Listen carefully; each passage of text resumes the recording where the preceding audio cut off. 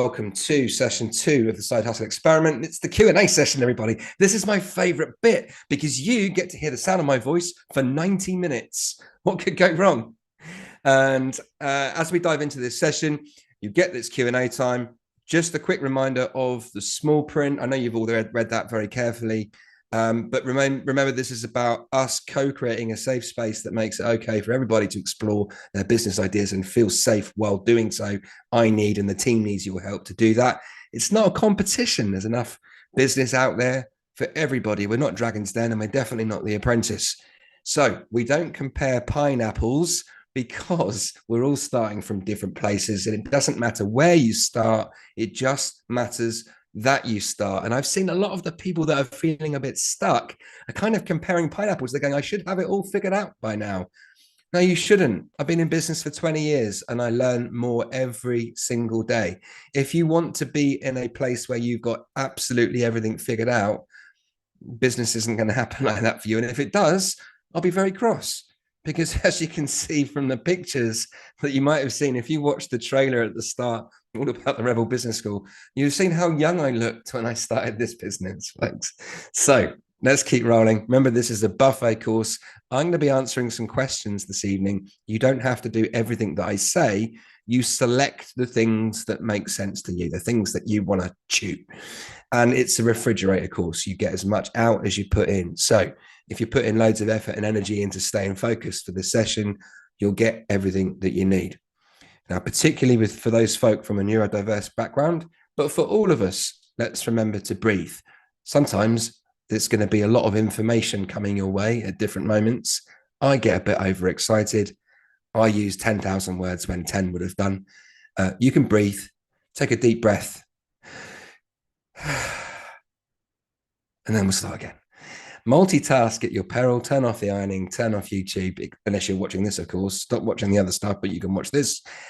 Quick side note about multi-level marketing. This is not a place to promote multi-level marketing programs as part of our commitment to keeping it a safe space. Lots of folk have had bad experiences from that. So we just said this isn't the place for it. And a reminder of those that are coming from a neurodiverse background, we are constantly looking to learn and improve how we do this. So if you've got any comments or questions or insights for us, we would love to hear from you. And finally, a money back guarantee. If you don't get everything that you need from this course, you can 100% get all of your money back. And if you've paid any money from this course, something has gone horribly wrong. Okay, so let's dive in then, folks. How do we choose the questions? Firstly, the questions I'm going to be focused on this evening, unless there aren't any, I know there are some, unless there aren't any, then I will then stretch the content to answering lots of questions from different parts of business and mindset and empowerment and so on. But I'm focused on the ones that are relevant to the content that Alan and I covered on Monday. And it will be the same every week. So next week, Katie Coombs is joining us. The fabulous Katie Coombs is sharing with us some sales magic. Next Thursday's I know it's very exciting. Claire's excited for that. Next Thursday, where the Q&A session will be specifically focused on the sales. And secondly, like, if your question is about why your cat only has 6 claws and not 7, or however many claws cats have, you'll get the point. I'm answering the questions that are of benefit to as many people as possible. So it might be that if your question is very niche, we've seen it, I'll find a way of getting it answered. We might come back to you directly. There's no point me answering a question if it's so specific and frankly a bit weird. We do get weird questions, and that's okay too. Like, I'm here for it, folks. Now, for example, I just want to get you trained up on the questions. So Naomi asked a great question. She said, I'd like to learn marketing and how to set up with legal stuff and so on. What do you think of that question, folks? Is that a good question? Thumbs up if you like that question. If you think it's a good question, stick it in the chat. Give me a thumbs up. Give me a yes, that's an all right question. What do you think? Let's see if you fall. It is a good question, but you fall into my trap, folks. Neil didn't fall into my trap. The question is good because this is about saying, I want to know about marketing and I want to know how to set out tax, but it's not relevant to Monday's content. Okay, remember, we've only had session 1. Monday's content was about how to choose a business idea and how to get started without spending any money. So what's going to happen as we go through the course, we're going to get to marketing, we're going to get to tax, we're going to get to setup. So I'm not going to answer the questions that we're going to cover later in the course. We're going to leave that to the experts when they come on and join us. Okay, so Naomi, I like your question, but please hold your horses. We've got plenty of time to get to that stuff. So how to ask the best question. The best questions are the ones that start like this. How could I? Now, the reason for that is sometimes people frame their questions in a negative kind of way, and that makes it harder for you to answer it. I mean, it's okay for me, I can reframe the question, but for you, it's if you ask the question, why can't I get customers for my business? Then you're already focused on the reasons why you can't get customers. A much better question to ask is, how could I get more customers for my business? So when you're framing your question, be kind to yourselves, make it easy for yourselves. I know, I get it, it gets frustrating. Okay, but the best questions are the ones that open up possibility. Okay, so I want you guys to be, because when you ask yourself a better question, the answers tend to be a bit better. Okay, so how to ask questions. Right, so we're either going to send you a link to a question form, which you might have seen in the email. If you're on the Zoom call right now, you can use the Zoom Q&A, and I'm going to check in with the team in case we've got any questions that get posted in the YouTube chat. We may have time for a few of those as well. So for those folks that are posting questions in the chat now, if you click on the three dots at the bottom of the screen, because I'm concerned sometimes the chat goes super fast and I don't want your questions to get missed, click on the three dots. There's a function that says Q&A. If you click on that, you can type your question in there, and then we're better able to harness it. Okay, so let's keep rolling. What if your question isn't answered? Does that mean that I don't love you anymore? No, it doesn't. It just means that there's just not enough time to answer all of the questions in one call. So you've got a few things that you can do. If you go into the Rebel Business Support Group on Facebook, you can post your question in there, and then you get a potential 8,500 answers instead of just one. All right. So you probably won't get 8,500 answers, but you may, in the spirit of giving and helping, and that's what this community is all about. If you post your question in there, I guarantee that someone will give you a view. Now, it might not be the answer you want. You might disagree with the answer, but you get an opportunity to open up conversation about your business ideas and about the questions that you've got. Okay, so that's the first thing. If you don't get your question answered, there's only so much time in the day, but here's another option for you. And also what we're doing is we're harvesting all of the content that we get from you guys in terms of your questions. And I'm going to be creating blog posts and videos specifically to answer the questions that get the most traction, the things that we really want to help you get unstuck with. Okay, so there'll be bonus content coming, and your questions will determine what that content is, because I absolutely want to help as many of you as I can, and so do the team. Okay, so the first question that I'm going to tackle is this one, and this one was the one that came in the Facebook group. From B, says, I'm struggling with the idea of putting my product out if it's not perfect, at least for my liking. Okay, because one badly written book could ruin my reputation. Okay, so a lovely follow-up from Leanne that says, how do you know? Right, so here's the thing that's going through my mind on that one. Does perfection exist? Is perfection real? Is there any such thing as perfection? Now, I know that there's at least 2 musicians on the call this evening. How many musicians out there do you think are really absolutely happy and satisfied with their recordings? Same with authors. Like, you publish the book, and my guess would be any author, any musician, any artist, any creator, any level of experience, once they've pressed the publish button, they would go, oh, I wish I'd changed that chapter, or I wish I'd altered that character, I wish I'd done this, done that with the story, and so on. So the thing that I would say to you, B, is it's never going to be perfect. Good enough is good enough. And you can have 100% of your reputation by not showing anyone your work, or you could take a risk. And what I invite you to do is to put your book in front of people. Now you can manage the risk. You can decide who you're going to put your book in front of. You can decide who gets to read it. You can take some steps in order to make it the best that it could possibly be.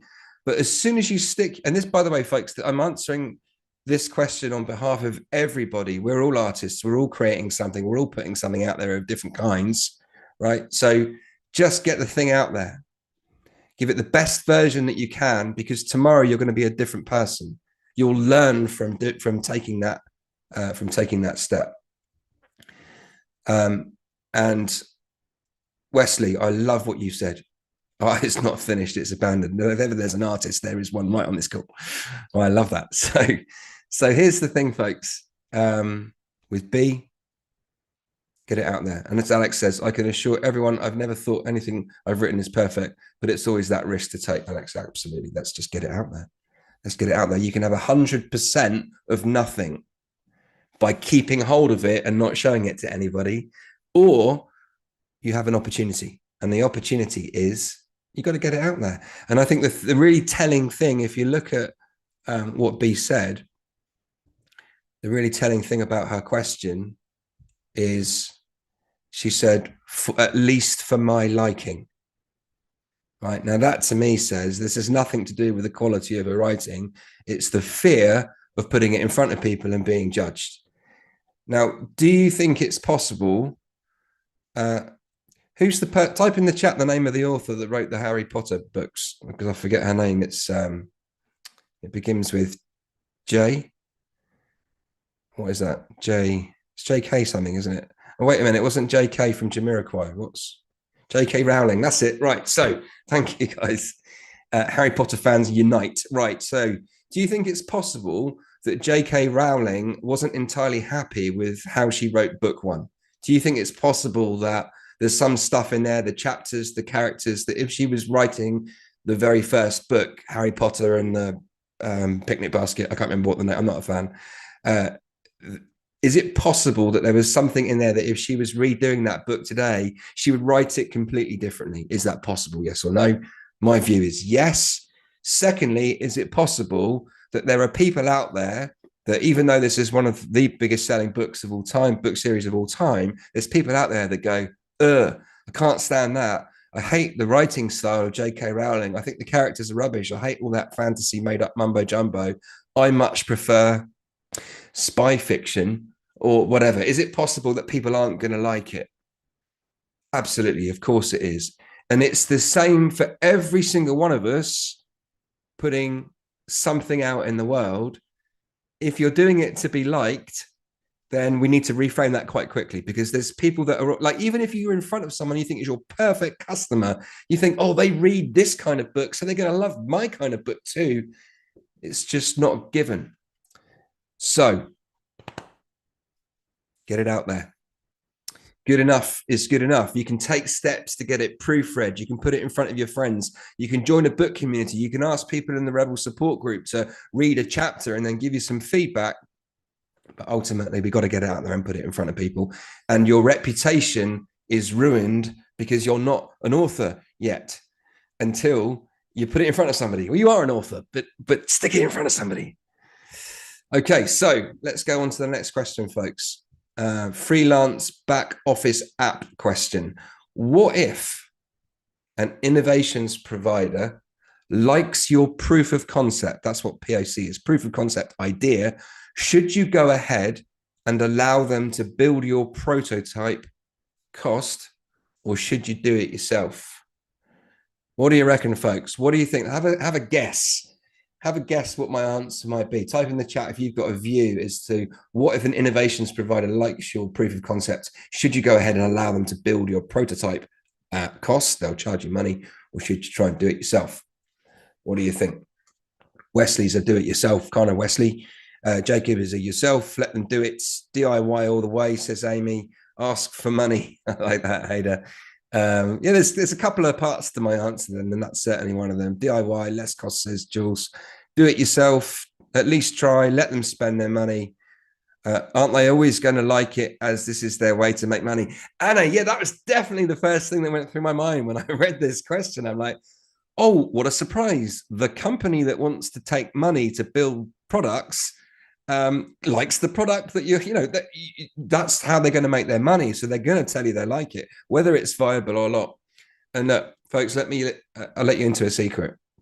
A business I ran with a friend of mine for about, we worked together for about 18 months. It was a web design business in about 2006, and used to love it when clients came along with a new idea and they go, here's my new idea. What do you think? I said, I love it. We can definitely build a website doing that. It wasn't my job to assess the viability of the business. It was my job to build a website to what the client wanted. Okay. Now I would always offer value and insight and help and so on, but I didn't have the knowledge then that I have now. So I built this website, and then 3 months later, the client would come back and go, it's not working. I need you to make some changes for me. Now, as a website designer, how happy was I? Yes, because what does that mean for me? Ka-ching. I've got to make some changes to the website, so I'm going to charge them. Okay, so I'm always thinking, like, what's the ulterior motive of the person that's giving me the advice about what I should do with my thing, right? So when we go back to the question, let's go back to our little question here. The question from Stuart says, what if an innovations provider likes the idea? Yes, they're going to like the idea. Now, my position here is two things. Number one, remember the Rebel methodology is about zero or low cost. Zero cost if we can. Don't spend any money to get your business idea out there, to test it. See what you can get for free. See what you can borrow. See what you can barter. See what you can, get your slush fund together and sell a few things around the house and sell before you create. Use your customers' money to build your business. So a couple of directions to travel for you, Stuart, are: number one, could you build your prototype yourself for free or find a free way of doing it? There's a couple of options here. For those of you that have got product ideas or tech related ideas, universities have got funding from the UK government to develop prototypes. Okay, so it's called the Knowledge Transfer Partnership. So your local university or a university that specializes in the product that you're trying to develop, it's worth a conversation. Hey, I've got this product idea. Can we have a conversation about it? I'd love to tell you more about it, to see if it's a project that the university might want to get involved with. Because number one, universities are open for business. They like to find joint ventures that have got a chance of success so they can make money. Number two, they've got loads of students, like thousands of them, that they need to find real life business projects for the students to get involved with. So it's kind of a win-win. You get your product done for free. It might be that the university draws funding from the government. It might be that the university wants a small percentage in your venture if it's successful. But that's one route to go down to get a prototype made for free. Secondly, students need projects. And maybe there's a student in one of the classes at the university that's doing a course to learn how to build exactly the kind of thing that you want to build. Maybe there's a student that could do a prototype as a project. Third option is probably not the first time I'm going to say these words on this course, because the game has changed. Since we set up the Rebel School, the game has changed somewhat. There's this thing called artificial intelligence that arrived.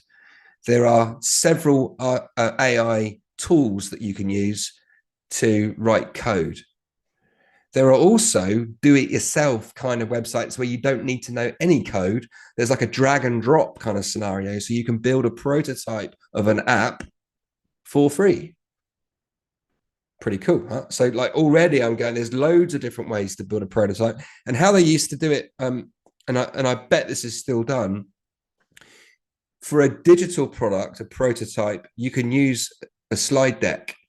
So for example, you build a PowerPoint slide deck, or if you're a Mac user, you might use a Keynote program, and you design the thing so it looks like the app is real. And then you say, when you're pitching it to someone, you go, and then you click here and it goes to this screen. And then the next screen is the next screen of the app. So it can feel like a prototype, even though you've only built it on a slide deck presentation. Now, quick check-in, folks. My check-in is a reminder of this. Second.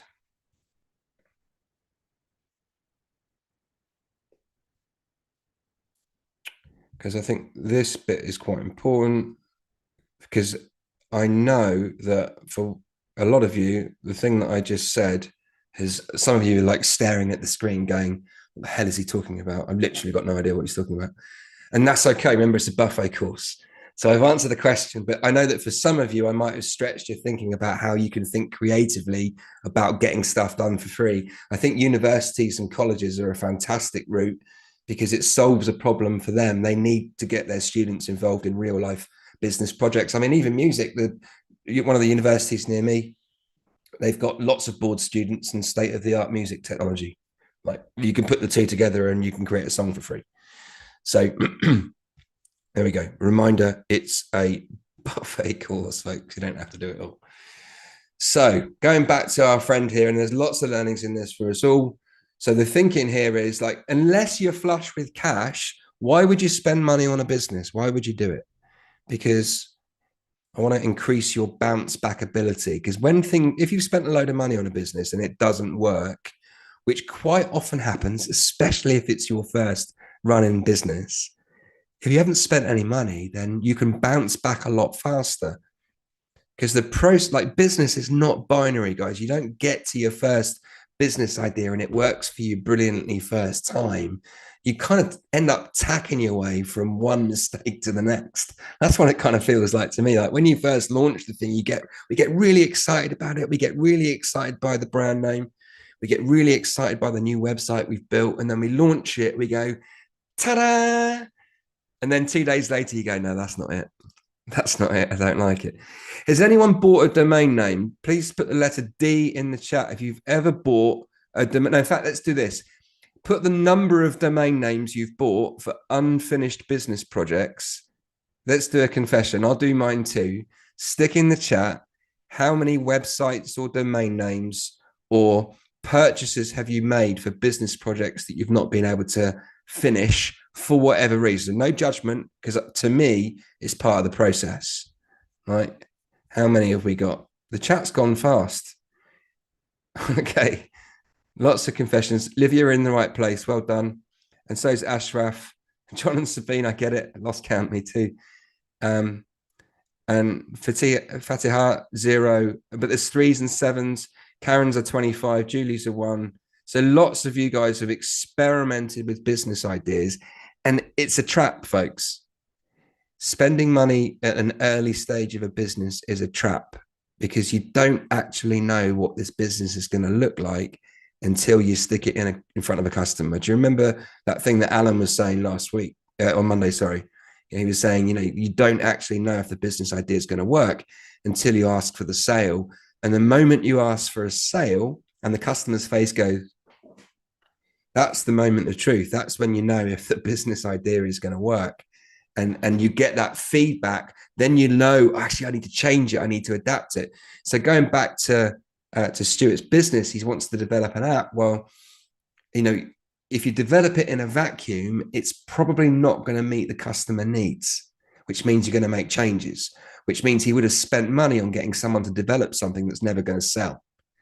That's why we need to do it for free. That's why we need to prototype it. That's why we use our customers' money to grow our business and not our own. Make sense? Is everyone all right? You all look very serious tonight. Is it me? Am I being too serious? Give me a thumbs up if you're okay. Thank goodness that's at least, Katie, 2 thumbs up from Melissa. Thank you. Giant thumbs up from Riaza, who's not even there. Or maybe it was someone else. Oh, they are there. Nice to see you. Right, good.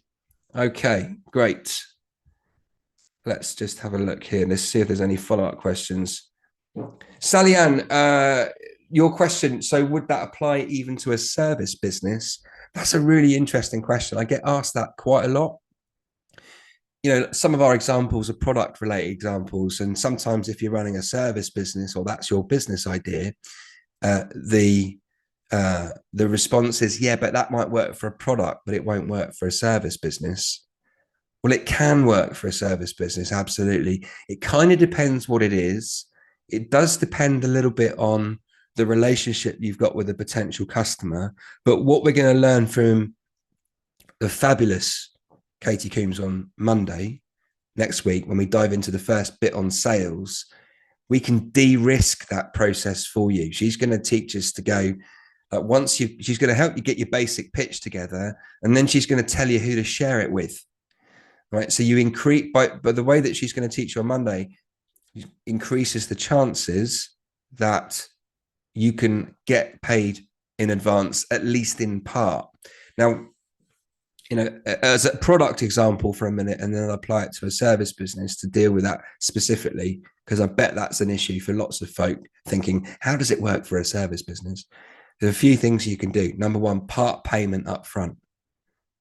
I learned that the hard way from doing websites back in 2006, where we took a deal, signed a contract, spent 3 months developing the website. At the end of it, we went, ta-da! And then the client said, I don't think I want to pay. I don't think I want it anymore. So he lost several £1,000s off of that, right?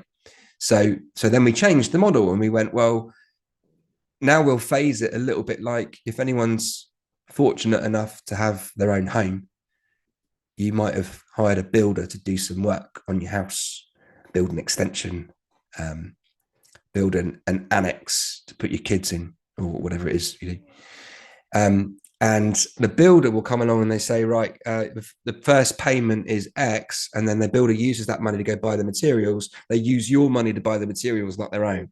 So then there's phased payment. So that's a way of doing it in a service business. You could take 50% of the money up front to secure the booking, and then 50% on completion of the job. That de-risks it for you. So then you can use half of the customer's money to go and get the equipment that you need, for example, or any materials that you need, or whatever you do. Same with the product business, the t-shirt business. The lovely Florence set up her t-shirt business with exactly the same principle. She said, I can't afford to get a box of 50 hoodies printed, so I'll do print on demand. I'll take half the money from the customer, use their money to print the hoodie, and then when I deliver the hoodie, I take the other half. So you can do that in a service business, you can do it in a product business. Another way of getting that over the line is you can do a discount, so you can exchange a small amount of your profit to get paid in advance for something. Another way of doing it. You say the price is £100, but if you pay £80 up front, you get £20 off, as an example. All right. So I've gone a bit off of a tangent, but I wanted to deal with the service business question for Sally Ann. Hope that answers your question, Sally Ann. If not, whack one in the Q&A. Okay, so I've just seen Sally Ann's follow-up, plan to open a business servicing and repairing sewing machines. Yeah, look, to me, Sally Ann, I think that these tactics of making it cheaper for the customer if they pay in advance, that's one way of doing it, or doing a part payment up front, £20 to secure the booking. Or you think about it like this. If you go to a supermarket, and imagine like you go to a supermarket, you get your trolley, you scooch around the supermarket, you put all the food in, you get your steaks and the vegetables and a bottle of grape juice and whatever it is that you get in your shopping. And then imagine like if you just left the shop and you went to your car and you loaded the stuff in without paying, you loaded the stuff in the boot of your car, closed the boot, drove home, ate and drank all the food, and then came back to the shop to pay for your shopping. Do you think the supermarket would like that? Do you think they'd let you get away with that?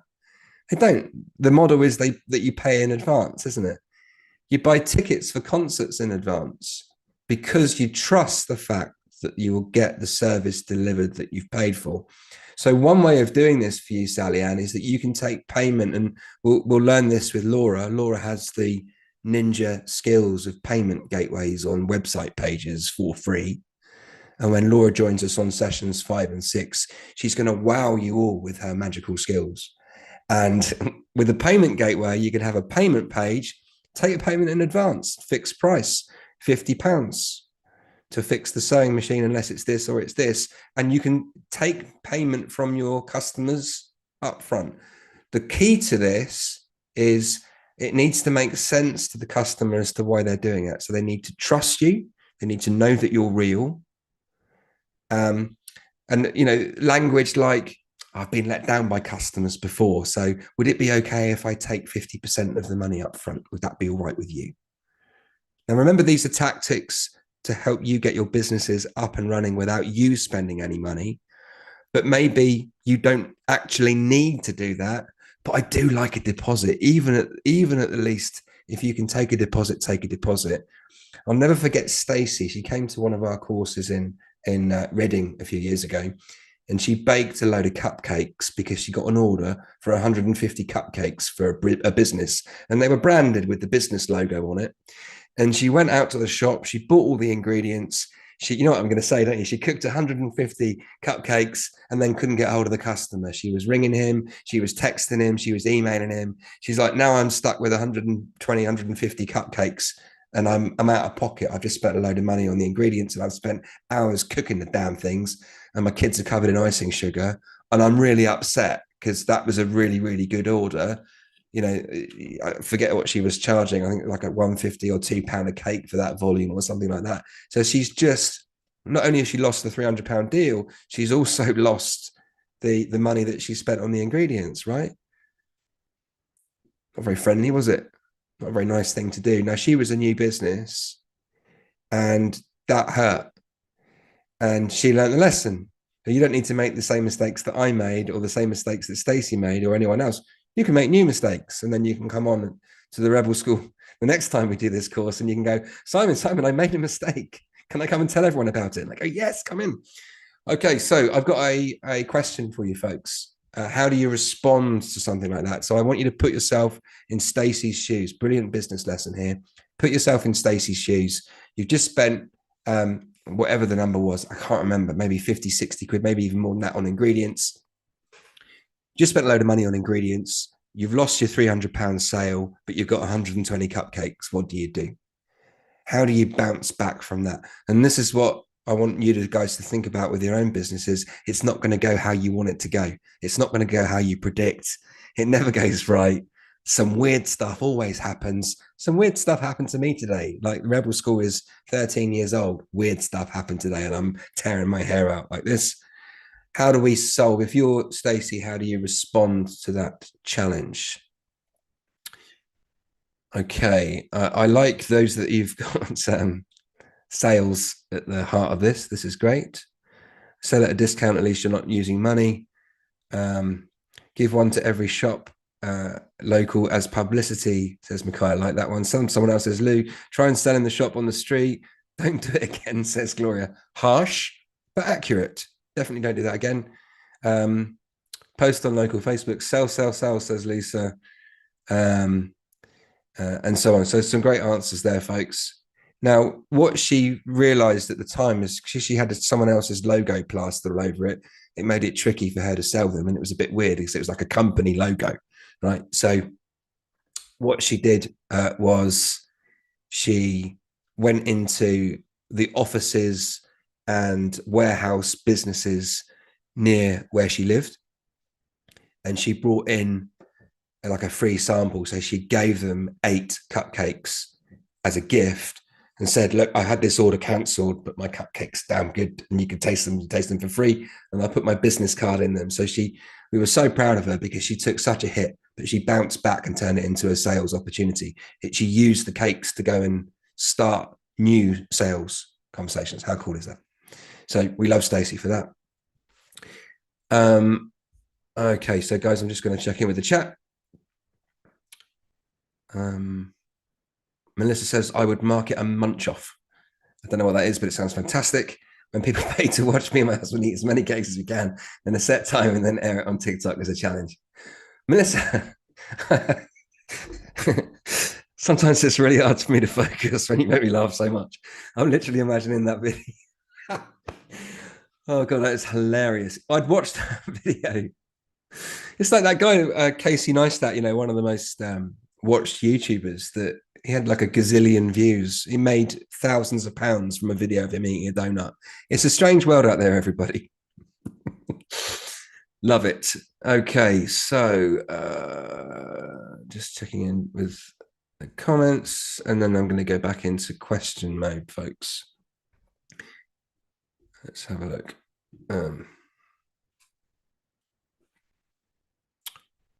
Okay,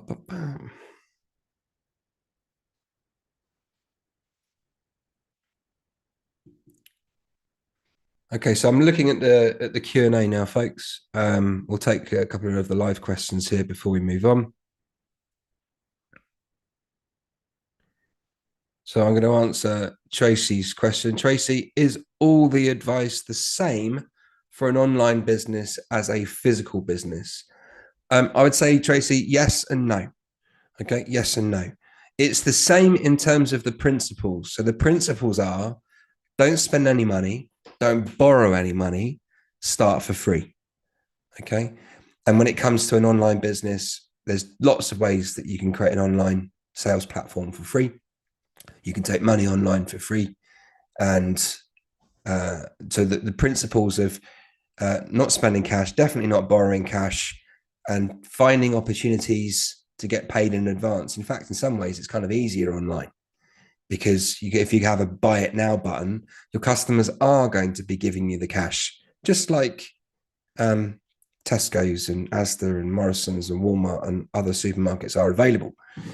Is that like when you're buying something online, you pay in advance and then the food turns up. The customers just need to trust you enough to part with their money. How do you do that? We're going to talk about that when we get to the website session. So the principles are the same, but the context changes. It's like if it's a different kind of product or a different kind of service, what would the customer's expectations be? What's normal in that market? And put yourself in their shoes. If you were going onto a website to buy something for free, what would be going through your mind? What would you want to see that would convince you to trust it enough to be able to part with your cash? Okay. Right. So Alejandro Padron says how you find an audience when you don't have connections or social skills. I'm going to answer that in two parts. I think that's a great question, especially for the neurodiverse folks among us who find it harder to have conversations with strangers and even find it hard to have conversations with people they know. So how do you do it? Couple of thoughts for you. Number one is you find someone else that's got the audience that you're trying to reach, because then you only have one conversation to have. They can have hundreds of conversations on your behalf. For example, we had a guy in the early days of the business who had a product that was for people with a disability. It was kind of like if I said a Tommy Tippy cup, would you know what I mean by that? No, Fabian's shaking his head no. Peter and Hannah know exactly what I'm talking about. In fact, they may even have a glass of wine inside a Tommy Tippy cup right now. I knew it. You look like you're having a lovely evening, guys. I'm going to come around and join you next time. Next time we run the session, I'll do it from your living room. It's fun. Right. So for those of you that don't know, including Fabian from the Rebel School, a Tommy Tippy cup is the kind of cups that young children have, because you know how children spill everything. They spill everything, don't they? Food, drink, everything gets spilled. The Tommy Tippy cup means you can tip the thing upside down and the drink stays in the cup. It doesn't all go all down the shirt that they've only had on for 3 seconds. Okay, so it's like an anti-spill cup. Now, this was a 42-year-old guy that had he'd been diagnosed with cerebral palsy, and he'd come up with this idea of doing his own version, but like an adult male version of a Tommy Tippy cup. He said, I can't get to the kitchen if I'm carrying a cup of tea without giving myself 2nd-degree burns. So I need a cup to prevent me from burning myself. And he designed one. And incidentally, he went to a university to help him design a prototype, to get the prototype made. Super cool, right? Now, because he said, like, I don't really like Peppa Pig that much. I'm a 42-year-old man. I'd like one that was a little more grown up, please. So he designed his own thing. He went to a university. He did a deal with the knowledge transfer partnership part of the university. That's the business-facing bit, to get prototypes made. Now, his approach, Alejandro, of finding an audience was, let me ask you the question, guys. If you had a product that was your customer group was for adults who had disabilities and were unsteady on their feet, where do you go to find that audience?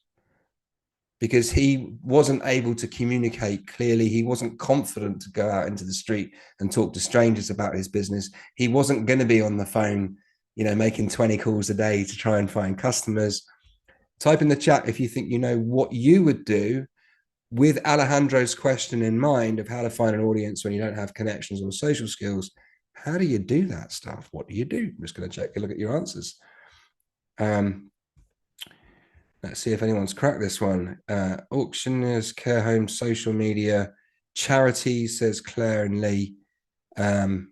Support groups, hospitals, Facebook groups, Kickstarter, AB. That is a great website. And I think if Kickstarter had existed in those days, I think it might have been quite new. It was in the early days, right? So his approach wasn't Kickstarter.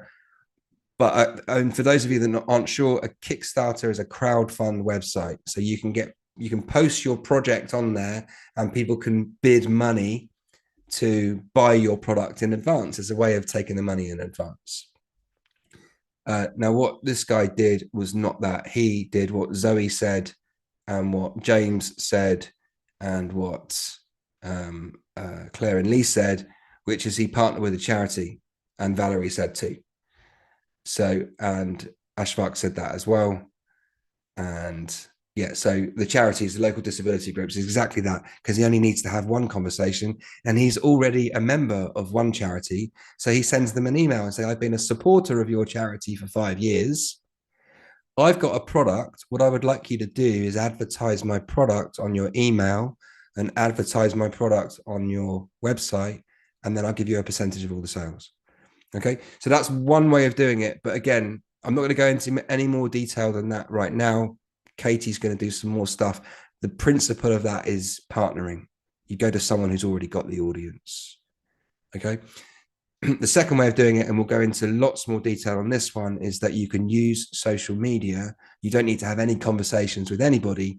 What we're going to do in weeks 5 and 6 is show you how to find your target audience by borrowing someone else's customer list. It's really fun. So more on that later on. Hopefully that answers your question in some ways, Alejandro. So you got one email to send rather than 100. Okie dokie. Let's go back into the questions that we had from the form, and then we'll have a little look at anybody that's joining us from YouTube. Right, let's move on then.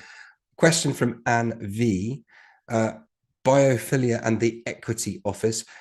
So she says, I'm an architect, but have started a number of side projects. How do I decide which one to focus on? Okay, so please type the word focus in the chat if you're struggling to figure out which idea to focus on. So for these of you, like if you've got more than one thing running at the moment, and I got all these ideas, and I turned up on the course on Monday and I only had 7 ideas, but after listening to you and Alan bang on for about 2 hours, now I've got 100. Which one do I focus on? Oh, that's quite a lot of you, isn't it? So that's an example of a question that I choose to answer because it benefits lots of people. Right, brilliant. Nice work, Anne. Focus times 100, says Hannah. In capital letters, I feel your energy. Focus, focus, focus. Focus is my biggest struggle. Okay, great. Says Isabella. Well, not great, actually. I understand how it's a challenge. Gail says focus squirrel. I don't know if you're referring to me as the squirrel, or that's how you are. I think that's what you mean, isn't it? You feel like a bit of a squirrel, is that you go off in different directions. I think that's what you mean. Okay, love it, Gail, and thank you for doing the actions as well. I'm having too much fun tonight. I've got a horrible feeling that this video we won't be able to put on YouTube because I'm just going to lose it. Cool. So how do you actually focus? What I'm going to do, folks, for you, I'm going to bring to life some of the themes that Alan and I introduced on Monday, and let's make it real. Gail, would you be up for jumping on and having a conversation, and we can talk about the focus for you? We can talk about squirrel related things. Are you up for that? Or are you like, Simon, I'd really rather stick forks in my eyes than come on the... Okay, you're up for it. Okay, fantastic. Love it. Let's see if we can get you spotlighted like this. Perfect. Hello. Hi there. How you doing? Head of squirrels at the Rebel School, Gail. Right. Tell me about that. Tell me what your experience is of focus. What's going on for you? Focus is really difficult. I'm one of those people that I'll start something new. It's shiny. I love it. You really get into it for a while. There's always a hiccup, and then there's something new and shiny that also could have great potential. So, for example, write a book, narrate the book, put up a website for the book. Yeah. Oh, coaching, that looks fun. Oh, maybe I'll make a course. Yeah, brilliant. So in terms of like let's make this real for you at the moment. Have you got several things those examples that you just gave? Are you saying these are my live examples right now and I'm trying to figure out They which one are to choose? currently all ongoing. Okay, brilliant. Right. Love it. Like the first thing I would say to you, and this is really important, and this is for everybody watching, if that's where you're at, that's really, really good for a number of reasons. Firstly, it's part of the process. Like, we don't get from zero to the one in one step, usually, especially for those of us who are a touch on the neurodiverse side. Like the fact that we get excited about lots of different things is amazing. If you were here saying, I don't have any ideas about anything, I don't even know why I'm on this call. In fact, I thought it was a yoga class. Then that would be a different scenario. But the fact that A, you've got ideas, and B, that you keep getting ideas, all that tells me is where you are in the process. It doesn't tell me anything about your inability to focus. It doesn't tell me anything about which business idea is going to be the best one. It just tells me whereabouts along the journey of starting a business you are, which I would use the term like it's a pre-start. Like I'm not quite ready to start something. You're in experimentation mode, which I don't know if you noticed on Monday, that's kind of what this thing is all about. So the question is, you don't have to choose a business idea and then hold your hand to the hot plate until it's delivered. That comes later, right? So this stage that you're in now is to say, I want to get something going, and there's a number of things in play. The first thing is speed to cash, because some people here are going, I heard what you said about starting a business doing something you love, but I need to make money. I need to make money quickly. So I'm just going to go hustle for a bit. So if you can wait 6 months for money, great. If you can wait 3 months for money, great. If you can wait 3 days for money, it becomes a different proposition. And there are some people here that go like, kind of fortunate in the sense that I don't really have to make any money that quickly at all. I'm kind of okay. My partner's got the bills covered, or I've got my own income from somewhere else, or I took a redundancy payment and I'm taking a sabbatical because I'm not going back to that place ever again. So I'm just figuring it out and I've got plenty of time. But for others, it's more pressing. On a scale of zero, as in not pressing at all, through to 10, I need to go and make some money fast, and whatever I choose needs to be that income. Where are you on that scale, Gail? Probably not very pressing, maybe around a 3 or a 4. I have other income. Um, Cool. Maybe more for me, for how I feel in here, more pressing. Oh, brilliant. I love that. I love what you said. Okay, so we can reduce. So when I'm making the decision about business ideas, I can reduce the need for cash. I can take that down a notch. But now I'm dialing up the excitement level. Now I'm going to look at your business ideas for you and with you now to help you figure out which one makes sense for you to have a go at first. I was saying on Monday that it's hard to ride more than one horse if you've only got one butt. So we're going to start with one. We'll do a first this, then that, and then we'll put all of the others go on two lists. You got a hobby list, like people that go, I really like baking, but I don't know if I want to make a business out of it. And well, maybe that's a hobby. You just do that for fun. And then there's a someday maybe list, which is all the other business ideas that I've got. But for my next mini experiment, the one that I think excites me the most to have a go at, if I let go of any fear of me not knowing how to do it or it not working, which is a separate part of the conversation, But have you got a sense of where your energy is drawn to? So we've got, give me the rundown what you've got for everybody here. Go, what have you got? You've got the podcast, you've got writing a book. So I've written a few urban fantasy books that Nice. bring in a few pennies, but I've never really focused on marketing. I started narrating one of those, and by way of sort of coaching, very start of looking into that by way of a course, and then the one thing that I was concentrating on was creating a course. Right. But came to Monday and went, oh, I started trying to make this rather than sell it or test it. All right. Good for you. Good for you. So you've done some narration. What did you learn from that? Was it fun? Did you like it? Was it, what did you learn? It took a long time, took a lot of energy. So no, then. No, yeah, probably no. I got halfway through one book and it's gone no further. Okay, so I'm going to buy one of those. Do you know? Remember those squeaky hammers that you get for little? I'm going to get one of those, and I'm going to imagine the squeaking the hammer on the narration for now. So we'll put that on the Sunday maybe list. It might come back.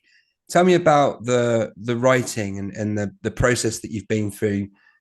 Like, you feel like I'm excited to write? Does it feel like a hobby? Does it feel like something for you? Where are you at with that? I really enjoy it. I get lost in it when I start it. But it probably sits more with hobby at the moment, although I'm unsure as to whether or not that's just because I haven't marketed. I just wrote it. Okay, awesome. And how far have you got with podcasts? What's in your mind with that? So I think that was a miscommunication. I Oh, was it? didn't Oh, that's probably in my head didn't from the start previous that. slide. Oh, great. Do you want to start a podcast, Gal? Sounds good. Why not? Right. Okay. So No. let's know. Right. Let's move on from that one. What I'm hearing from you at the moment is it's between a course and coaching. Um, and you said you've sort of gone down the route. So you've obviously had some energy for course creation, and then you kind of got jolted for a second because you're like, oh, wait a minute, maybe there's another way of doing this that I wasn't aware of. So what's your sense of, if we've got, coaching on one side and creating a course on the other, which one would make sense for you in terms of your interest and excitement to lean into a little bit more first? I'm interested in both of them. I think I'm slightly more excited about the course because I feel that that's something that I could do one of and improve on. Great. It could be done in short options rather than sort of a longer standing learning how to coach and going from there. Okay, great. And then the next question is, if we drill down even further, the next question would be, out of all of the knowledge and skills and experience that you've gathered in your life, have you got a sense of what the topic of course number one might be about? Yes, so I had planned to do a burnout course. Okay, amazing. Um, I don't know about anybody else watching, but I think you already know what you want to do. So then the question is, let's just check that and go, we're just going to lean into the course. We can park the other stuff. You've got hobbies, you've got Sunday maybe lists. I could do a coaching course, but that's not for now. That's later.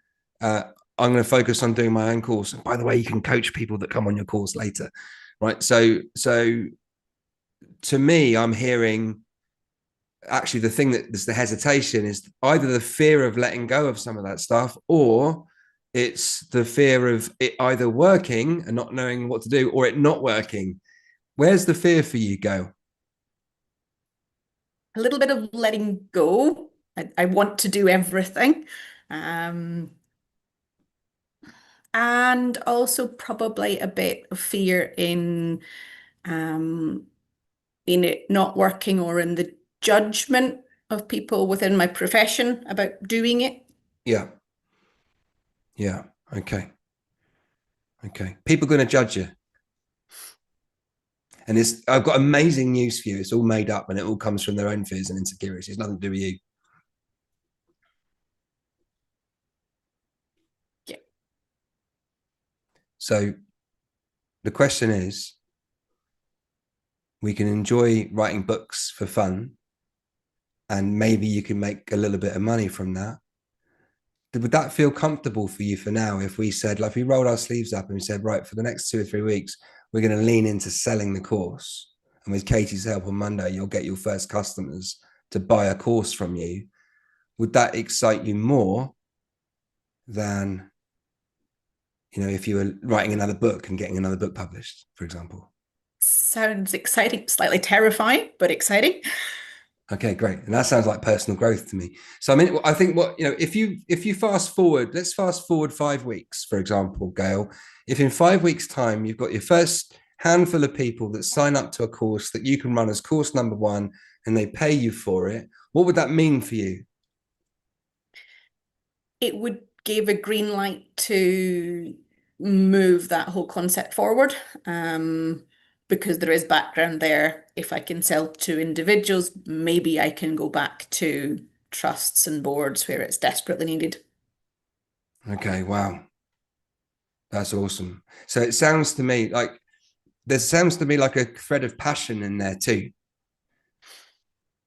You said Yeah, I think something that you're from it's personal experience, you're passionate about doing something. I'm gonna put words in your mouth, but that's what I'm sensing from you. Am I hallucinating, or does this feel important? no, I think it's really important. I think it's something that's drastically lacking in the people who care for everybody. There's not a lot of care for them. There's not a lot of things out there to help when they hit burnout. So All right, amazing, amazing. So Gail, like you've done amazingly well, and I've put you under massive pressure, and it seems like all of this stuff is really, really important to you. Can everyone please give Gail a round of applause because she did the hard work, so you didn't have to. Do you know what I mean? Like, so there was so much in that, Gail, and I just want to let you sit with it for a bit. I think I may be hallucinating here, but what my sense is that your creativity around the book has been really cathartic for you, and it's been like a great thing to do. And it seems to me like you're ready, you're sort of edging towards getting back into something which feels like more of a career move for you to harness the knowledge, skills, and experience and share your experiences with others. Am I I hallucinating, or is that in the right direction? I love that perspective on it. I probably wouldn't have got there myself, but yeah, don't think you're far off. Okay, well, that's awesome. And we will do everything that we can. We will not stop until you are going the direction that you want. I'm not saying that'll be the direction that you stick with, but at least it'll get it off your to-do list one way or another. It's like, I've sold the first course, repeat if I like it and it worked and I made money. That's the mini experiment. And so Katie's going to help us with that on Monday. She's got you. So you'll come out of Monday's session with knowing what to say, how to say it, and who to, as your first attempt at just getting yourself out there and pitching something. I know I can feel it from you. You'll throw everything in the kitchen sink, adding value to anyone that signs up. So the best of luck with it, and we will help you as best we can. Thank you very much. It's been really useful. Awesome. Thank you so much for letting me put you under pressure here, Gail. Awesome. That would teach you for doing squirrel impressions or whatever. So I saw your arms going easy. Great. That was good, wasn't it? Can you see the thought processes, folks? So what I'm training you in here, the reason that I wanted to speak to someone and just talk through that, and Gail was absolutely phenomenal and so courageous to share the stuff that she's got going on. And so you got some lovely comments from people, Gail, and I just let you look at the couple of comments that came in.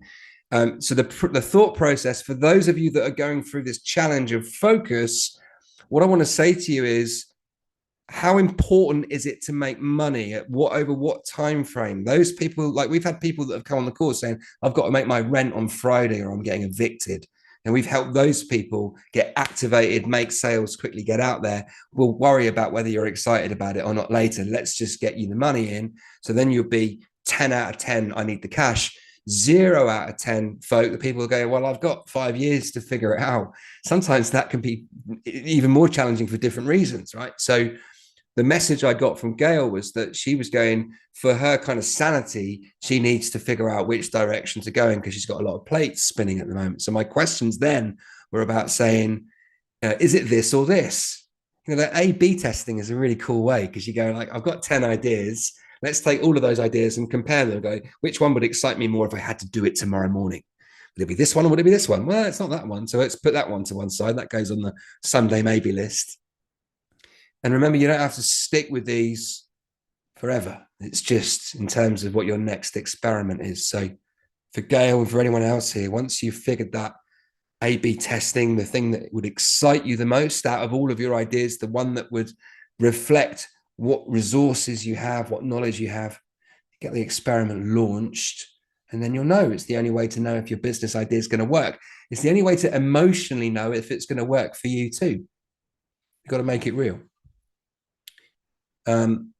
Cool. I love how, Gail, you've got a business opportunity in the chat as well. It's like, and by the way, guys, this is what happens. As soon as you commit, things happen. Things happen. The universe kind of arranges itself. Your head arranges itself differently. I've just been through this recently, literally in the last 48 hours of making a decision on something and suddenly realizing I've already got loads of opportunities right there just because of making that mental commitment to go, this is the experiment that I'm going to run next. As soon as you do that, it becomes clear. Right. Anyway, where were we? Questions. Let's go back to some questions, folks. I think we're on question 2. Just kidding. Right. So cookery courses. I'm wondering how to convince people to run a cooking course for my business. Why would they want to get involved with me if I don't have anything to show for other than my passion for what I do? Okay, that's a really interesting question from Casey. I don't have anything to show for it other than the passion for what I do. I don't know about you guys, but that sounds like quite a lot. So I think what I would be saying to Cassia, do you remember the stuff that we were talking about? Does anyone remember the secret of business? Stick it in the chat if you know the number 1 secret of business, folks. And I'm just going to give YouTube some love whilst you do that and see what's going on YouTube, just in case there's some fabulous questions that have been posted in that chat. If you know what the number 1 secret in business is, please post it in the chat now if anyone is still with me. Is anyone still here? Oh, you are still here. Great. What have we got here? Yes, the rebel effect, Kerry Barton. You're absolutely right.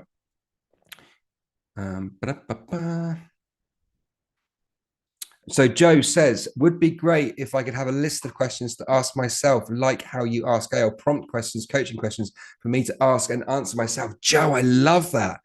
I'm going to make one. We'll make one for you. Let me give you my 2 questions that I sort of asked in a slightly different way. But a couple of my favorite questions are, if you woke up tomorrow and life was exactly how you wanted it to be and your business was exactly how you wanted it to be, how would you know? So my coach, Jamie Smart, asked me that question so many times. I love that question. Okay, so this is about saying, if everything was exactly how I wanted it to be, how would I know? What would it look like? What would I see, hear, and feel? What would be the evidence? Question 1. Question 2, why? For what purpose? And that was another question that I asked Gail as well. I was like, I want to know why. What is it about that lights you up? Okay, so thank you, Joe, for that. Let me like that. Passion is a big thing, says Julia, and there very much is. Youssef says, I've been experimenting with my first project and it's just taking longer than I thought to get to the next steps. Yeah, I understand that. I tell you what speeds it up, Youssef, sales. Speeds it right up for a couple of reasons. One, because when you hold someone else's money in your hands, it's great. It's a nice feeling in it. And it teaches you your next steps. Okay. So the other thing to think about for you, Youssef, is how can you simplify it? How can you simplify it? Is there a minimum viable? You know what I mean? That can stop. It sounds like a perfection challenge, like I'm trying to make it better and improve it. Maybe I'm wrong. So you're absolutely right, folks. It is, for those of you that have put sell something to someone, Claire and Lee, you're on point with your answers tonight, Claire and Lee. That's the second one you got right. Gillian got that right. Doc just going for the money. I love that, Doc, to make money. And Jill, sell something to someone. That's exactly where we're going with this, folks. So the number 1 secret in business is to sell something to someone. And that's the one I want. For those folks that are watching on YouTube, good evening, nice to see you, or good morning, or good afternoon, wherever you are. Okay. So the number one secret in business is to sell something to someone. So what I'm going to say to Cassia, going back to our cookery course situation, to get her closer to a sale, this is what she needs to do. She needs to focus on the something. Because if I came along to you and said, do you want to buy a cookery course? I'd go, no, I don't want to buy a cookery course. But if you came along to me and you said, I'm doing a course in how to make the perfect Indian meal, because the number one passionate thing is making curry, and I am the curry king or queen of insert town, then I can feel your passion. And it's like, I trust you more. You know what I mean? It's like I can see where you're coming from. I hear your voice. I can feel you. If it's too vague, I don't know what you're selling. Cookery courses, I mean, what is that? What are we going to do? Are we going to bake a cake? Are we going to make meatballs? I don't know. I'm struggling to think of food. But what happens is that when Cassia decides what she's selling, specifically, tell me the cookery course. What's your best guess of what would, and this is the same for everybody. For those of you that are struggling to focus, we need to pick a horse to ride, right? So we say, what's my best guess of what makes sense to me right now because of what I know and who I know and what my resources are, and what would excite me the most? And be specific about the product. Selling cookery courses too vague. I want to know what the kind of cookery course is, because once I know that, I can then say, oh, this is for families. This is for parents to teach their kids how to cook. This is about a cookery course to eat nutritious food on a budget. This is a cookery course to become, an expert in making Italian food. This is about how to make pasta. Then I can connect with your passion as a potential customer. And what often happens, folks, is people get a bit nervous because they go, but I don't really want to focus on one thing. Well, actually, where your focus goes, the cash is going to flow. So this is about saying, I can't do it all at once. Pick one thing, one product, one service, and decide. And Katie's going to help you get started with this on Monday. So if you did nothing else, have your first or your next mini experiment product or service specifically. Do you remember my yoga example from Monday? It's like, I don't know if anyone's going to buy my yoga. Well, what sort of yoga do you do? Well, I do classes, I do one-to-one, I try a yoga retreat, I've got a yoga blog, I've got a yoga video, and I've got my own yoga products, and I've got my own yoga branded mats. I'm like, God, there's only one of you. Which one are you doing? I'm already bored, and I've like my ears are bleeding, my eyes are bleeding. Okay, so to me, like what I've learned over the years of doing this, the way to activate people and getting them off of the stand and onto the field is to pick a horse to ride. Now, the distinction here is it's not a business yet. It's just an experiment. We're not starting a business. We're running an experiment to learn the skills that we will need in order to turn it into a business if we like it. And I think to me, that's much more empowering because I can let go of the idea that it needs to be my main gig. I can let go of the idea that it needs to be the answer to all my prayers and just go and have a go at a thing. I'm just going to have a go at a thing. Just once, see if I like it, see if it works, see if it makes money. Make sense? If anyone's still alive, please can you give me a thumbs up? Thank you, Ali. What's for dinner, Ali? Stick it in the chat. Is it meatballs? Is it? No, it's not, is it? No, I had a feeling. Sorry if I put you off your meal. Thank you, Karen, for the thumbs up. Love that. Karen with 2 hours in the house. Oh, there's lots of thumbs up. I've never noticed that before. I've been so focused on what I'm saying. I've got all sorts of emoji flying over the screen, everybody. How do you do that? Look at you, you tech wizards. Love it. Okay, so let's go back to some questions. Hopefully, I think that's a really good one as well, because it really highlights what to do to get yourself out of the blocks. Nice question, Cassia. Handmade cards question. Thank you for session 1 on Monday. Following on from that, are there places you can recommend or signpost where I can get free supplies of card paper and envelopes? Let's crowdsource the answer to that one, folks. What I would like, oh, they want free printing as well. What do you want? The shirt off my back? Wow, free printing. Look, there's got to be a way, hasn't there? There's got to be a way. So what I'm going to suggest is, guys, please put any answers that you have for this question in the chat and I'll read them out briefly. Places where you can recommend a signpost where I could get free supplies of card, paper, and envelopes. I'm amazed at the generosity of the people in the community where I live. That sort of post on Facebook gets all sorts of random people going, I've left a bag of paper outside my back door.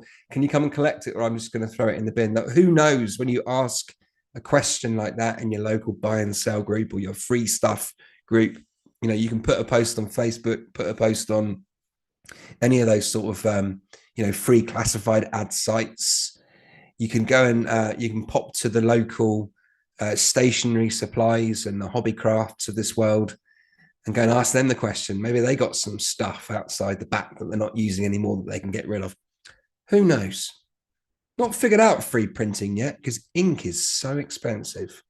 Other than borrowing a printer in a place of work that I wouldn't recommend because it might be a risky strategy. So please stick any. Oh, we've got loads of suggestions. Look at that. The library, someone that deals recycle. That was the other one. Yeah, nice one, Gail. Thank you. Different Gail, not you, Gail. Don't worry, you're good. You can relax for the rest of the evening now. You've done your bit. Right, let's do the next one. We've got a shark-related question, folks. All things shark. Jules asked a question. I'm not sure what to do first. And this is where the podcast thing was in my head. That was it. I'm not sure what to do first, and I'd like help prioritizing podcast, sponsorship, merch, art, etc. Okay, so for Jules's question, Jules, I think you might be here. I'm hoping that the conversation I had with Gail helped you to figure that out for yourself. My sense is, like, I'd go through exactly the same process. How important, how pressing is it for you to make money? Because some of those ideas take a little longer than others. What excites you the most? What feels like an authentic direction for you to go in? If you woke up tomorrow and it was exactly how you wanted it to be, what would your shark business look like? Because your stuff is great. And reading what you posted in the question about why you're doing it and wanting to educate folk as to why sharks are important and all that kind of stuff. Lots of different mechanisms to do it. Which one first? What's the something?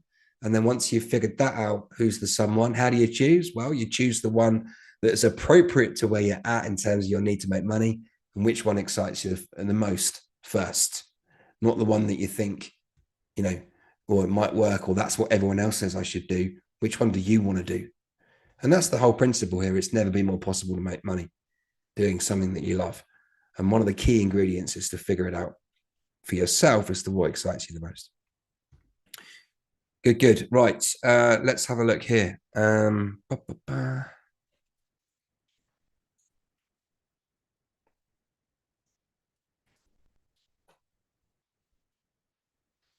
just looking at Chelsea's question in the Q&A. Chelsea says, is it a focus issue if I want to offer 3 flavors of a snack bar instead of just one?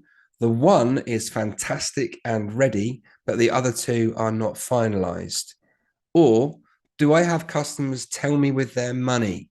I'm nervous it'd take a while to create the other 2. Chelsea, okay, I love your question. Again, this is a great question because it starts to get into the territory of what does focus actually mean? If the product or services that I'm doing are kind of related, do I go out with the whole package or I just go out with one particular aspect of it? Now, here's what I would do, Chelsea. I'm getting into sales territory here, which Katie's going to cover in lots more detail. But if you've got the thing ready, crack on with that. Go make it happen. And once you've got those customers at the point of sale, when they're handing over the cash, you go, I've got 2 other snack bars that I'm doing. Would you like to buy those? And actually, what we've got an opportunity here is you buy 3 for 1. There's some sort of deal that you can do. You know what I mean? Like I'm buying this one snack bar, but actually give me a bit more money and you can have all 3 and you save yourself a bit of money. But just so you know, the way to manage that is, look, these aren't going to be delivered until here. Would you like to order in advance? Order a pack of 10 in advance. And that would help you to accelerate the development of those products. Just communicate with the customer so they know what's going on. But once you've got the sale in your hand, you just go, by the way, just before I take your money, I'm working on 2 other favors. The price is normally X, but if you pay in advance, you can do a pre-order. They're going to be available on the 1st of October, and then, or whatever date is you choose. As long as you're open with the customer as to when to expect, then, so I'm giving you a bit of a vague answer here. It's like, I like the idea that you've got one ready, crack on, make sales, but don't miss the opportunity to upsell the others, especially if you're committed to making them happen. That's how I'd be thinking about that one. How are we doing for time? Is it midnight? No, it's not. We're still okay. We've got about another 13 minutes to go, folks. So I'm going to tear through a couple more of these questions. And then I'm going to go and lay down in the freezer for the next 90 minutes. That's a joke. I'm not going to do that, just for those that take things literally. Or maybe I will. Let's find out. Costume talks to students. Although my area is niche, to take this idea further, I feel I need to sell it to students online. Is this too niche? I feel bad asking for money if they don't have much, and it makes me feel a bit icky. Okay, so there's 2 issues in there. One is this idea too niche? 2 is the issue of the feeling bad asking for money if they don't have much. Okay, so I'm going to deal with the first one first because it's fast. The first issue is the area too niche. I don't know. What's the only way to know if your business idea is going to work? Is to put it out now. Now, if I was doing talks about costumes to students, I would make a list of every school, every college, every theatre school, every university that's got a course that's related to costumes. They've got acting courses or set design or whatever it is, the course that's in the theatrical or film world. I'd make a list of every film school as well while I was at it. And I would make contacts. I'd start sending emails. I'd be checking on them on social media and saying hi. And I would go and have those conversations to have as many conversations of that as I can. That's the only way to know if your idea is going to work. If it's too niche, is to sell it. But I bet in those conversations, you'll find out. I bet in those conversations, you might find another aspect that they find hard. They go, well, we don't really need that, but do you know anyone that can do this? And that might be within your skill set too. So the only way to know if your business idea is going to work is to ask for the sale. How do you do that? This is important for everybody. Everybody needs to have these words in your heads tonight. Fail fast, fail cheap. Okay. So don't wait 6 months to speak to 20 schools and colleges and universities. Do it in the next 6 days. Okay. You just, because I used to do this. I used to make 1 phone call a week and then go, oh, my business idea is not working. I've made 1 call this week and nothing happened. Well, I should have made 1 call every 10 minutes. But that's the tricky bit. We've got to take a deep breath.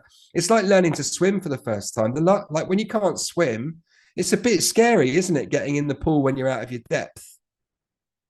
You know, and when I taught my lad how to swim, and look, he took in a few gulps of water. It's like dad style teaching. You know, you're going to take a few gulps of water. Don't worry, I'll lift you out again.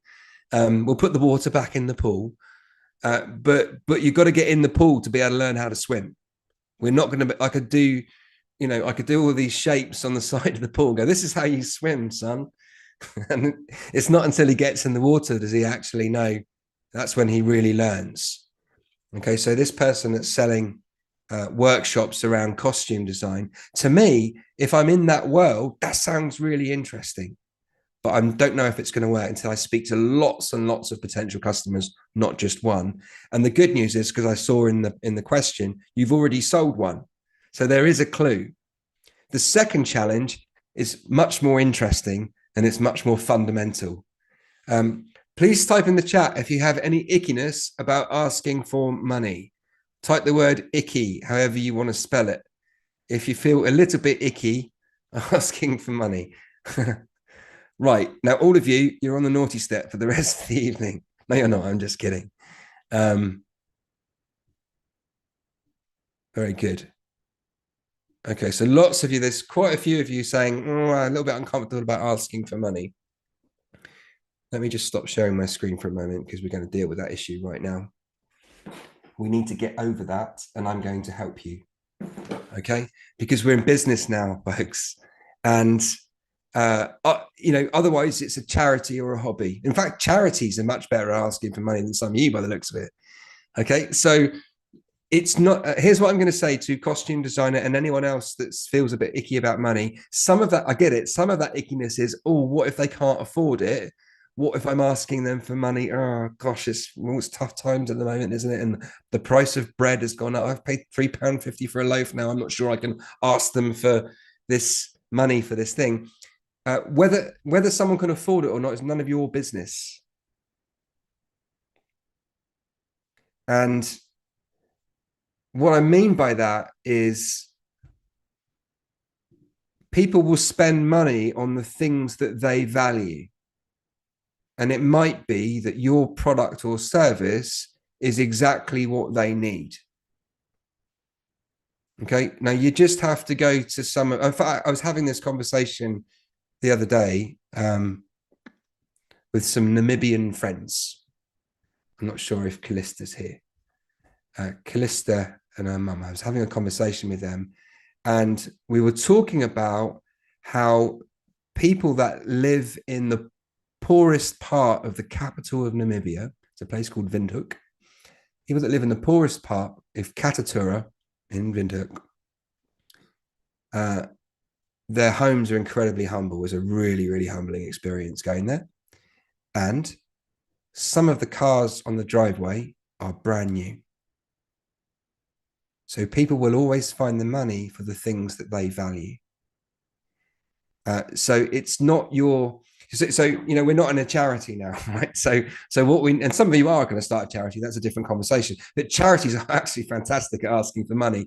That's what we're going to practice. And Katie is, again, like the thing that we're going to do on Monday, we're going to help you practice that bit, asking for money, because some of you have made sales to people that you know already, and then you feel a bit awkward asking for money, and then they don't offer it. So then you go, no, I feel really awkward because they haven't given me the money. And I think they should have without me asking, but now I have to ask. And now it's made things really awkward when I go on the school run now because they owe me 50 quid and I can't believe the cow hasn't paid me. Right. So we have to get really, really good. We take a deep breath, just as the same as my little one getting in the pool. There's something difficult I'm going to do. I'm going to take a deep breath and we say these words: please, can you pay me the money? There, nothing bad happened. Did you see that? I showed it again. Please, can you pay me the money? So we say things like, the price is £50. And then we smile and we go, would you like to give me the money now? Or would you like to pay a deposit now? Would you like to pay in full? Or would you, like, for those of you that find it difficult asking for money, what I'd like you to do is please speak into the camera. In fact, everyone do this because it's good practice. I want you to lean into the camera and say, please, can I have some money? Please, can I have some money? Please, can I have some money? We just have to keep practicing it. It's this. There we go. They're very good at that. Very good at that. I love it. Like some of you are doing this with feeling, which I love. Yeah, some of you didn't play, so you can go on the naughty step, but that's okay. That's okay. I'm just kidding. And some of you actually are expert at asking for money. I know that my kids are. Like they don't have any fear at all, do they? The young uns, we can learn from them. They'll ask for anything they want. Some of you are really good at asking for what you want. Please, can you type the word me in the chat if you're really good at asking for what you want? Rebecca's gone for the gimme approach like that. Give me the money, says Maria. Okay. A little aggressive, Maria, but I'm sure it's effective. You do you. Please, sir, may I have some money? I love it. Good stuff. Show me the money, says Theonis. Very good. Show me the money. Carrie wants, no, don't show me the money. Please, can I have the money? You can show it to me, but I still don't get it. Okay, so we're going to build these muscles around asking. Oh, I like that one, Nancy. How would you like to pay for that? Very good. Cash or card? Would you like to buy 1 or 3? Good old presumptive close. Right. So very good. For those of you that find it tricky, this is something that we'll learn, that, you know, we'll give you the tools and then we practice, and I can give you all of the encouragement that that nothing bad will happen. The worst that can happen is that someone says no. Yeah, that's okay. I'm just going to practice asking. Okay. Beautiful. Famous. Capital no. Right, okay. I'll move on then. Right. Fair enough. Beautiful. How are we doing for time? We've got 4 hours left, everybody. Is that okay with you? No, we're not going to go for 4 hours. We're going to be ending very soon. Let's just see what else we can get through before we finish. So Yasir has written tale, or in the process of writing, Tales from the Uber. No, I can't wait for this. I bet Yasir has got some great stories, some of which we may not be able to repeat. Who knows? But once I finish writing my book, what's the best way to test it with readers to make sure the stories are engaging and worth publishing? Here's what I do, Yasir. I mean, maybe there's some friends or family, or maybe there's some folk in the Facebook support group. Maybe you can join a Facebook group of budding writers and get some specific feedback. Now, if you're very new to writing and, you know, you might need some professional help, some experts in inverted commas, or some people that are experienced in writing, you could get them to read it. Another thing that you could do is you could whack a chapter into ChatGPT and ask it to critique your writing, and just take into account the fact that it's a robot, not a human being reading it. But maybe you could get some tips about how to make your work even more engaging. But for me, once again, the only way to know if your business idea is going to work is to make sales. So once you've done that due diligence of getting an editor or a volunteer editor, whether it's a robot or an actual human being, I like humans. Then once you've done that bit of due diligence, good enough is good enough. Get out there and make sales. Start telling everybody that you meet about your book. And what Katie, again, will help us do, she's going to help you refine the pitch over the next couple of weeks to help you make sales and ask for the sale. And for any of you that have got over any of the ickiness already, just by practicing in the camera, I'm going to invite you to do some homework, folks. I know you've got homework already, but quick bit of homework. Next person you meet tomorrow, just ask them for money. See, what, can I have some money, please? Just like it could be in the cafe, on the school run.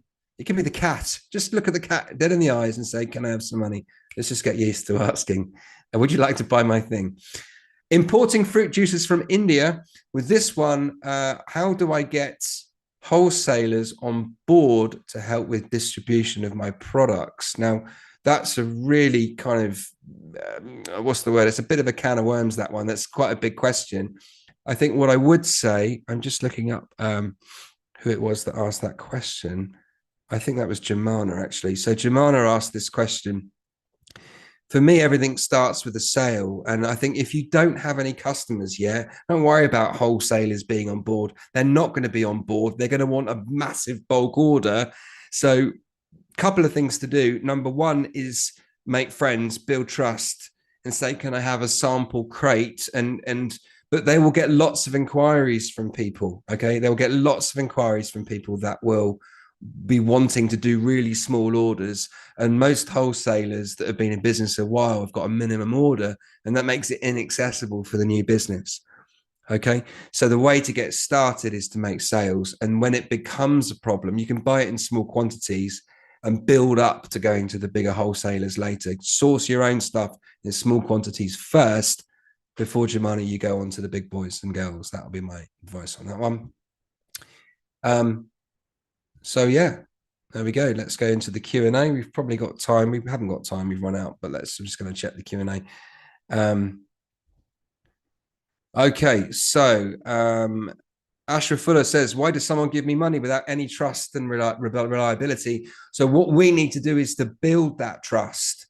We're going to help you with that from an online perspective.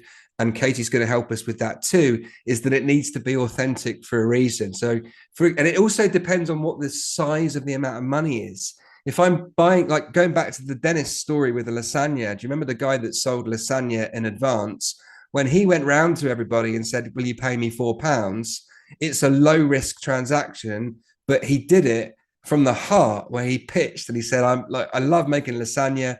It's my favorite dish to cook. I'm going to bring in lasagna tomorrow. Who wants lasagna for lunch? And he did the pitch. And even though Dennis had had a bit of a chaotic life, he was in the process of putting himself back together and, getting his life back on track. He did it authentically. And when he asked for money, I go, when I hand over £4, I'm not entirely sure if I'm ever going to see Dennis again, but I've got my best guess that I think I am going to see him again. If it's a £4,000 transaction, then there needs to be some more evidence, Ashra Fuller, that the transaction is real.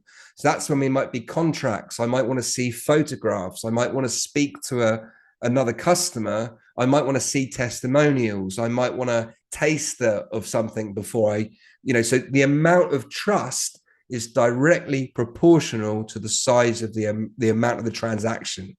So just because you think that, it's not, trust and reliability is not binary. There'll be some trust there already. How you show up and how you pitch can accelerate trust, and how much trust you need depends on how much money the customer is going to be spending. Okay, so Anna wants to try to contact her first batch of potential clients. Should she do it from her private email address or a Gmail account? Would that not look a bit unprofessional? Anna, the short answer is no, it doesn't look unprofessional at all. I've started loads of conversations that have become sales conversations from my Gmail account.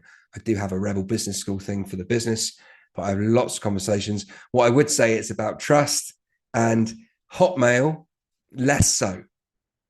Okay, so if the email address feels a little spammy, or it looks a little bit spammy, then less of a chance. But if you're sending direct emails to people and you're doing it authentically, to answer my previous thing, then that's okay. That's okay. Sally Ann, procedural question. I'm on a course next week and may not be able to attend the sessions live. Is that okay? Sally Ann, please can you post which course you're going on? We'll come to you. We'll bring everybody along. We'll do it on the same course. That's absolutely fine. You can watch on YouTube and we'll catch up with you, Sally Ann. Hopefully you can join us the following week. So folks, I'm going to end the session there. It's 9:34. I need to go and have a lay down because I forgot to drink. Everyone drink water. You're not drinking enough water. I hope you found that useful, folks. And again, remember, it's a buffet. If you found the information overwhelming, take a deep breath. You don't have to do it all. Hopefully you found something that's useful for you. And on Monday evening at 8 p.m, I can't wait to invite Katie on. She's got an amazing story of her own business story. She's got so much experience to share with us all, from working in marketing and also running her own business over many years. She's going to come and share that experience, and she's much funnier than me. I want to set her up for a fool because you might not find her funny, but we're going to have a great time. It's going to be lots of fun. We will see you on Monday night, 8 p.m, for session number 3, which is the Sales Magic Part A. Can't wait to see everybody. Thanks so much. Love you. Bye.